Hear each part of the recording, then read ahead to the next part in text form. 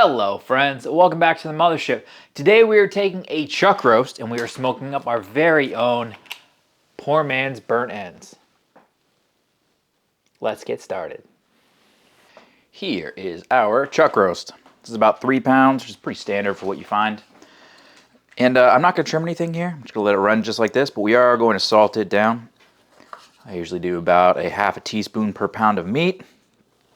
You can dial that up if you want more salt, or tone it down if you want less, but I think that's usually a good amount. Get everything nice and coated down. Flip her over. Now when you're selecting your chuck roast here, what you really want to avoid are these big pockets here. Get as little of that as you can. I know it's not always possible. I mean, look at this one. I wouldn't have done this if I had one that was just more marbled, but obviously no one wants to eat this. So try to get as little of that as possible. If not, it's not a huge deal. When you're cutting it up, just take those pieces out. Now that that's done, this is going into my fridge until all that salt gets absorbed. All right, salt has been absorbed, so it's time to get some extra seasoning on here. I'm just going Texas style. We're just doing some garlic powder, and then coarse black pepper. Don't need a binder. You can see it's nice and tacky from the moisture that was pulled out from the exterior from the salt.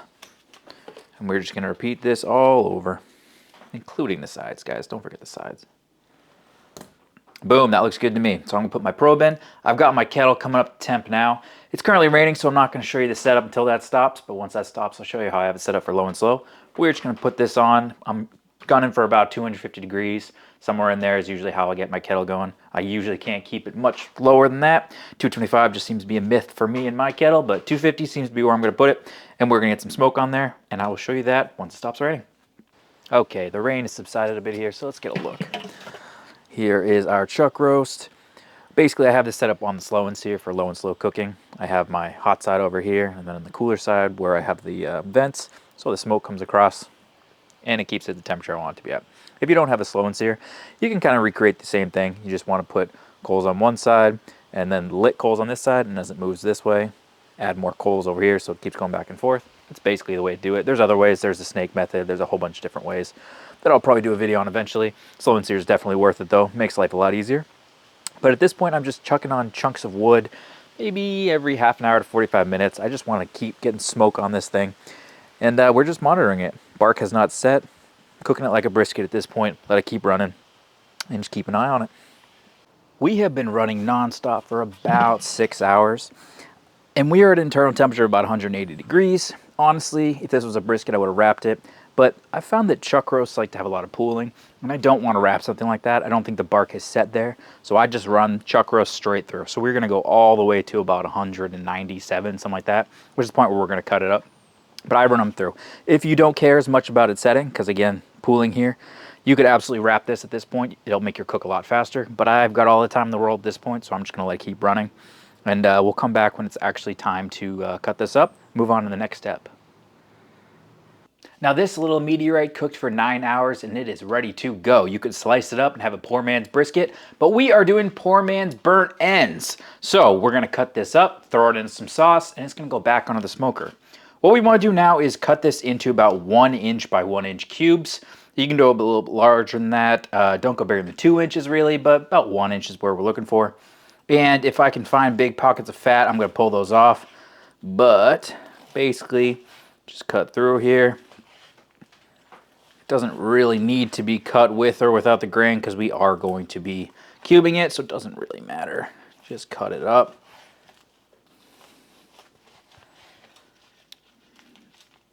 There's a good smoke ring on there.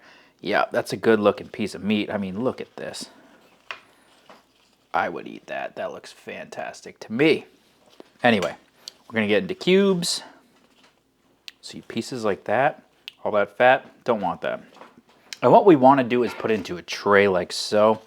Obviously, any sort of tray you could find that will fit everything is perfect.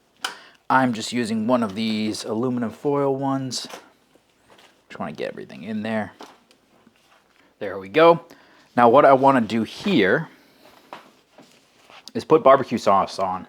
Now this barbecue sauce is my favorite barbecue sauce, my homemade one. I will have a link to the instructions down below. It's a great sweet barbecue sauce. I like it a lot. It's the one that I tend to make all the time. It's always in my fridge. but we're gonna need a little bit more. Let me grab a little bit. And there we go. I know a lot of people like to add extra sugar at this point. I'm not one of them. I don't think I need extra sugar for my barbecue sauce. You could add some brown sugar on top. You could add some honey. You could add more fat, some tallow, butter, etc. But for me, this is ready to go. I like the sauce as it is. I know these are gonna be nice and tender and have really good flavor on them. So what we're gonna do now is it's gonna go back onto the smoker for about 2 hours. I want everything to just meld in that meat. Occasionally, I'm just gonna take like a spoon and move everything over just to get it all mixed in there, but I want this to go on for another about 2 hours. This is a long process, guys. We're at 9 hours of cooking. Another 2 hours put us at 11 hours. So realistically, you can make this the day before. You could bring them up to a regular temp in your oven. So once you have everything cut up, put them into this tray, heat it up to about 140 degrees, and then move forward with the next step, which is actually putting the sauce in and letting them warm up. But for me, I'm going to actually be eating these tomorrow. So realistically, tonight we're going to finish these. We'll do a taste test, close out this video. But for me, I'm going to be eating them tomorrow. We're going to heat them up before we go to our cookout we're going to. So back onto the smoker now for another 2 hours, just like so. Now, I don't need to explain to you guys what burnt ends are. It is the point end of the brisket. It is cooked all the way through, then chopped up into little cubes, and then it is thrown in some sauce, let to simmer for a couple hours, and the other side is gonna be a delicious, delicious bite in barbecue. One of my actual favorites, and maybe one of the first things that really got me into barbecue in the first place, to be completely honest. It is fantastic, but what we're doing here is we are doing the poor man version. Now, to be completely honest, chuck roast is not that cheap when it comes per pound, but buying a chuck roast by itself is a lot less than buying a full brisket. Obviously, chuck roast is gonna run you, I don't know, probably the same amount per pound, if not more, to be completely honest, but you're buying a smaller piece of meat, so it's gonna be much smaller versus that full brisket. Now, what we did here is we cooked this sucker for about 9 hours. We cooked it like a brisket, low and slow. And then when it was done, we took it, we put it in some barbecue sauce, and we let it just simmer in that sauce for another 2 hours at the same temperature. And the result is, look at that. Can't complain, that looks amazing. Good smoke ring on it. You can see that it's nice and sugary, very sticky. That's what you want. And I'm sure it's going to be fantastic to eat, which, by the way, we're at the point now where after 11 hours of cooking, it's time to give it the old-fashioned chomp. Here we go. That is amazing. So much smoke, so sweet, so tender. Whew, can't beat that. Now, if you were to ask me what the best way to make burnt ends is, the correct answer is to get a point, cut it up, cook it like that. You know, the way you do burnt ends. But especially if you live in a place that doesn't just have cut up pieces of brisket everywhere. I mean, I've never seen a point in my grocery store around here. But if you want to make burnt ends, this is the way to do it. Chuck roast is the cheaper way without going and buying a full brisket. It's obviously not cheaper than getting a brisket, cooking it up if you're doing that much food. But if you're just trying to make burnt ends, chuck roast is the way to go, which is why we call it the poor man's brisket. Now, it does not have the same type of intermuscular fat. It doesn't have as much marbling. It's going to be less tender than going with a full brisket point. But you know what? It's still fantastic. That bite was amazing. I can't wait to eat the rest of this. Everybody at the party tomorrow is going to love it. I love it. Fantastic stuff. But I would love to hear from you guys. Have you ever cooked up poor man's burnt ends? Do you guys end up doing chuck roast more often than not? Or do you just go with the straight brisket point? Love to hear what you guys are doing down below. Do you do anything differently? And most importantly, though, I'd love to know what you guys are cooking. And always, cook something fantastic. And I'll catch you on the next UFO barbecue. Oh, this one looks good. Bye-bye.